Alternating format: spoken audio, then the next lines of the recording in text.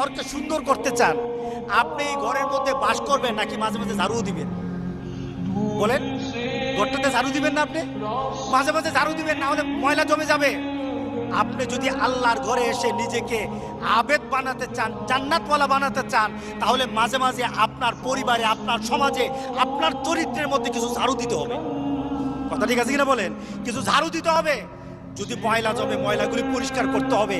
সুতরাং এই সমাজের মধ্যে জুয়া মদের সাথে যারা জড়িত, তাদের সাথে আমাদের সম্পর্ক হবে না। আপনি যে শ্রেণীর মানুষের সাথে দুনিয়াতে চলেন, আপনি যদি মদখুরের সাথে চলেন, কাল হাসুরের দিন মদখুর যেখানে, আপনি আছেন সেখানে। অনেক সময় বলেন না আপনারা, নেতা আছে যেখানে, আমরা আছি সেখানে। আল্লাহর একটা স্লোগান আছে, দুনিয়াতে তুমি যার সাথে, আখিরাতে তুমি তার সাথে।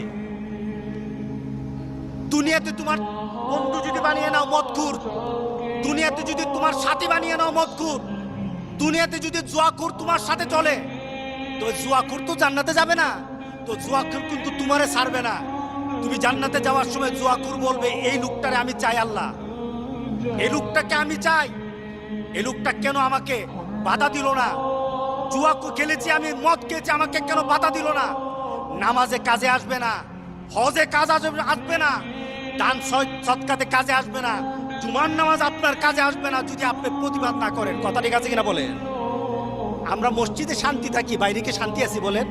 আমি নিজের চোখে দেখেছি, রাতের বেলা অনেক সময় দেখা যায় 12টা 1টার সময় বাড়ি বিভিন্ন জায়গায় দেখি কেউ 2-3 জন রাস্তার মধ্যে বসে থাকে। রাত্রে 1টা 2টায় যুবক শ্রেণী রাস্তার মধ্যে বসে থাকবে, উদ্দেশ্য কি? হয়তো চিন্তাই করবে, না হলে নেশা করছে, না হলে কাউকে কোনো পরিকল্পনা করতেছে মানুষ কুতি। নতুবা রাত্রে 2টার সময় রাস্তায় মানুষ থাকবে কেন? কথা ঠিক আছে কিনা বলেন? আপনার মতো আমার মতো নামাজি শুধু নামাজ পড়ি, তাদের প্রতিবাদ করি না।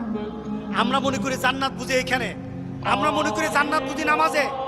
আল্লাহর কসম, জান্নাত যেমন নামাজে আছে, জান্নাত মদ এবং জুয়া প্রতিবাদ করে সেখানেও জান্নাতে যাওয়া যাবে অতি সহজে। জোরে বলেন সুবহানাল্লাহ।